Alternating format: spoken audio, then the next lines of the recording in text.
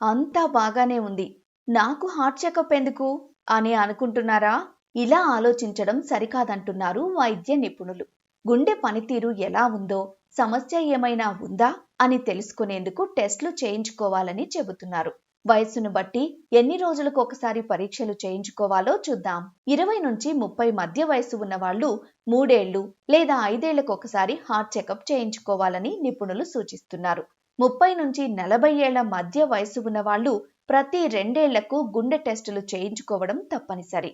40 ఏళ్లు దాటిన వాళ్ళు ప్రతి ఏడాది హార్ట్ చెకప్ చేయించుకుంటే మంచిది.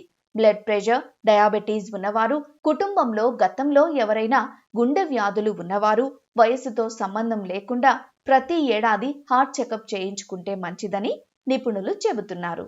హార్ట్ చెకప్లో శరీర బరువు, BMI, blood pressure, cholesterol levels, blood sugar levels లాంటివి ఉంటాయి. ఇందులో ఏవైనా రిస్క్ కనిపిస్తే ఈసీజీ, స్ట్రెస్ టెస్ట్ కోసం నిపుణులు రిఫర్ చేస్తారు. ఎప్పుడైనా గుండె సంబంధిత సమస్య ఏమైనా ఉందనిపిస్తే వెంటనే సంబంధిత వైద్యులను సంప్రదించాలి.